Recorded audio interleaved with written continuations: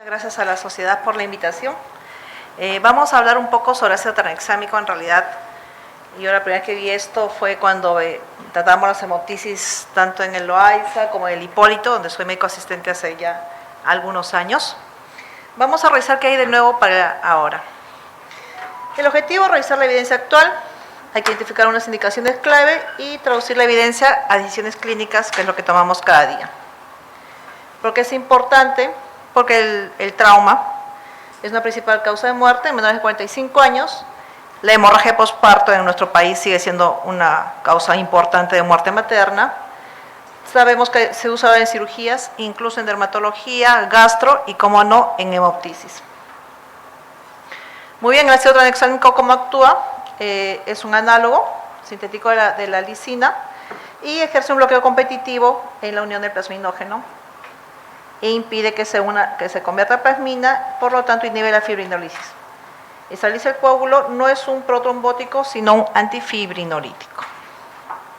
Acá podemos ver, tenemos el plasminógeno,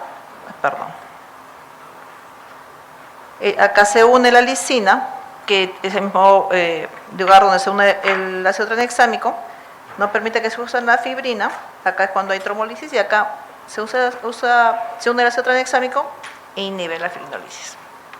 Es como actúa, es totalmente reversible.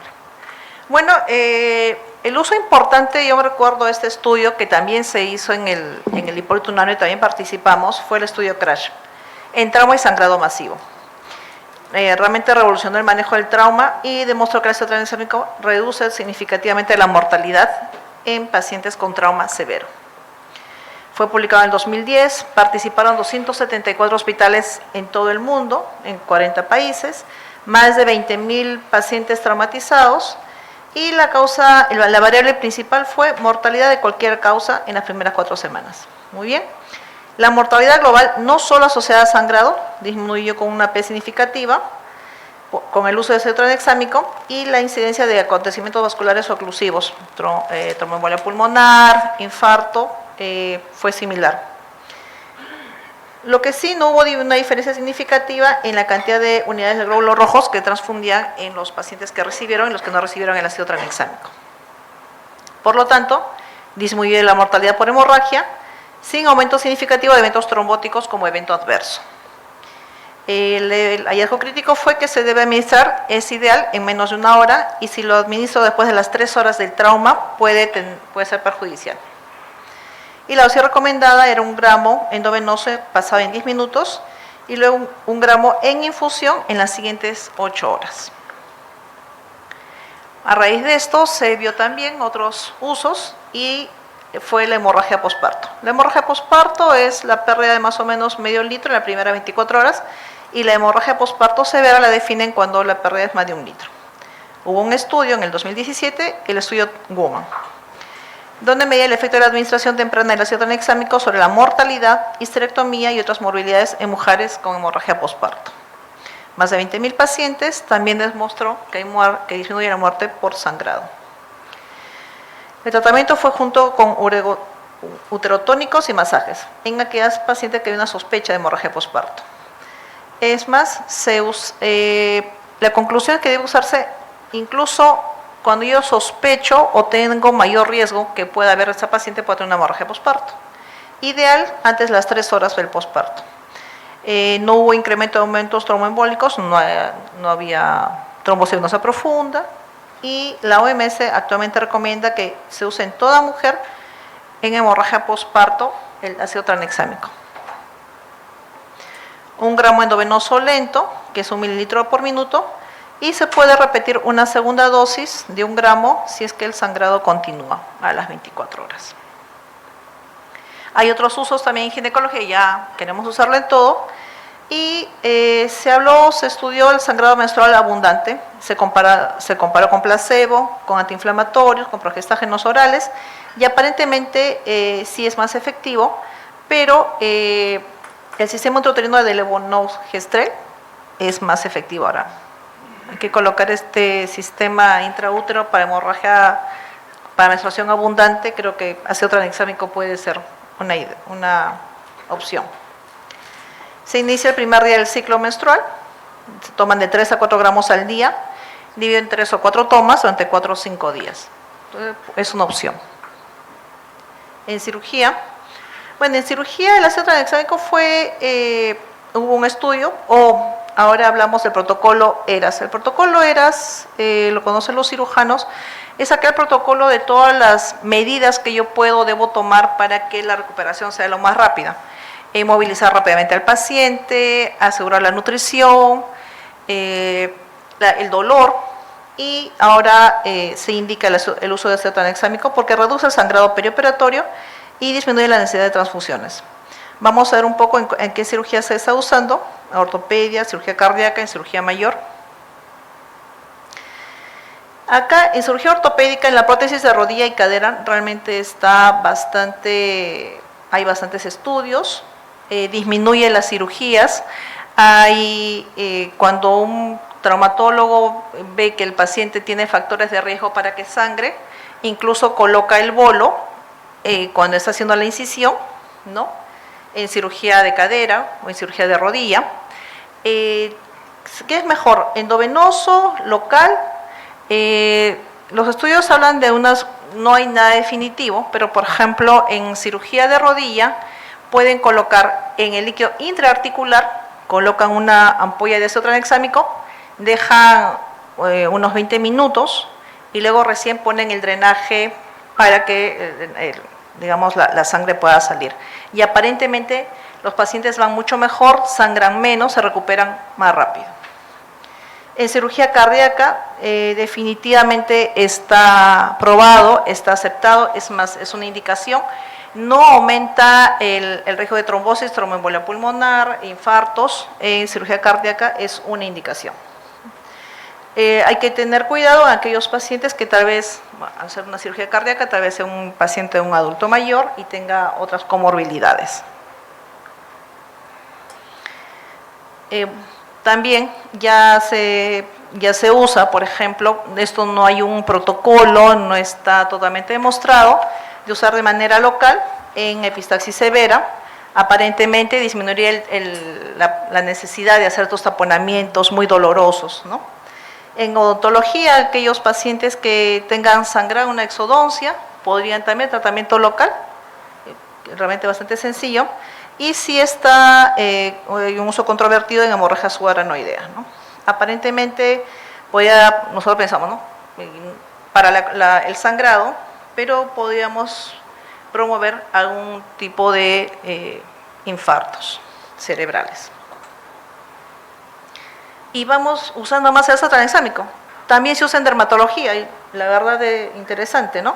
¿Por qué? Porque tiene propiedades antiangiogénicas y antiinflamatorias. Entonces, también tiene la capacidad de suprimir la melanogénesis, porque la plasmina induce la melanogénesis inducida por los rayos ultravioleta. Entonces, ¿en qué usan los dermatólogos? Melasma, acné, rosácea, angiedema, y hay diferentes vías de administración: oral, tópica, intradérmica. Por ejemplo, en melasma, los estudios o la manera que lo usan es 250 miligramos cada 12 horas y se ve que a las 2 semanas hay una disminución del melasma. Para el tratamiento, y nuevamente viene la pigmentación. Entonces, muchos dermatólogos también tienen preparaciones locales en cremas. Aparentemente no es tan efectivo, pero sí también están probando el uso de intradérmico, con inyecciones intradérmicas en el tema de melasma, en rosácea, ¿no? Interesante porque disminuye la hiperpigmentación. Esto es algo nuevo, porque claro, si sangramos, nosotros tenemos bastantes pacientes con hemorragia digestiva, y acá hay una última publicación de el uso de ácido tranexámico en hemorragia digestiva alta. Un estudio grande, más de 13.000 pacientes. El tratamiento endovenoso reduce el riesgo de resangrado. También hay menos falla en el control de sangrado, pero lamentablemente no disminuye la mortalidad y tampoco disminuye la necesidad de transfusión. Ahora, este estudio, en realidad, este metaanálisis, tiene la eficiencia que no diferencia, los diferentes estudios publicados en hemorragia digestiva, no diferencia si es hemorragia digestiva alta, hemorragia digestiva baja, y tampoco a la causa si es por una úlcera, por una neoplasia maligna, ¿no? Entonces, no está del todo definido, no está claro, está todavía pendiente por usar. Tal vez eso sí podríamos desarrollar en nuestros hospitales, porque el ácido tranexámico es un medicamento realmente barato. Muy bien, y no hubo diferencia, lo importante, no hubo diferencia significativa en eventos tromboembólicos. Hemoptisis, y acá hay varios estudios, en realidad, que no son concluyentes, porque no se han publicado, no se han hecho. Hay una actualización en hemoptisis, por ejemplo, y dice que la revisión concluye que se necesitan más estudios. No es concluyente. Sin embargo, aparentemente disminuye el sangrado en cantidad y en duración, en la hemoptisis. Lo nuevo es que están usando ácido tranexámico versus nebulización, endovenoso versus nebulización. Eso es interesante, y aparentemente si nebulizamos con ácido tranexámico, disminuye el volumen de sangrado y la duración del sangrado. Entonces tenemos una opción en aquellos pacientes con hemoptisis.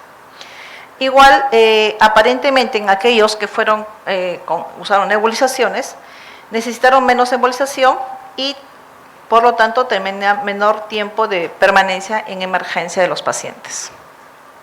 Una nueva manera de usar el ácido tranexámico. Muy bien. Entonces, ¿qué efectos adversos puedo tener? Y eso es interesante. Puede haber, por ejemplo, el ácido tranexámico atraviesa la barrera hematoencefálica, puede haber convulsiones.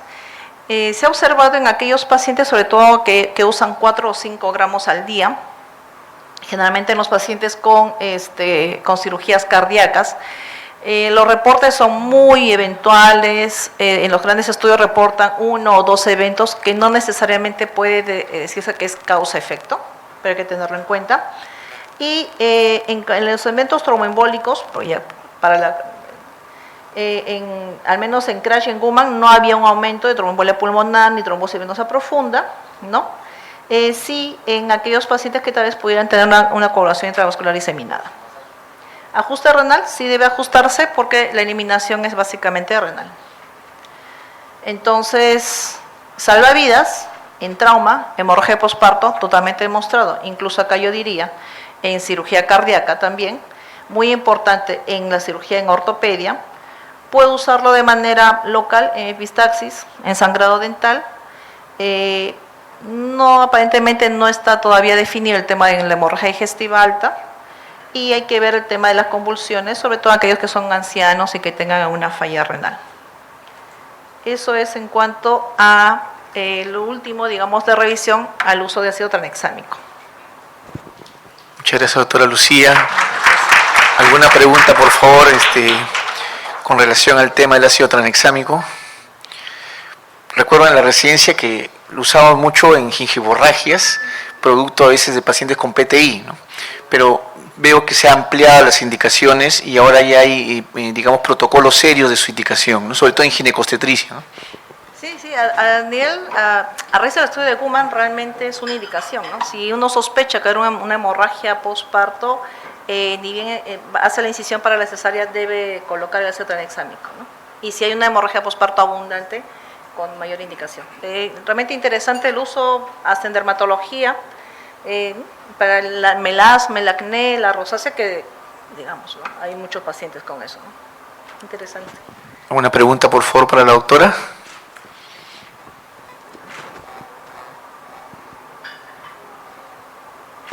Si no es así, agradecemos a la doctora por su brillante exposición.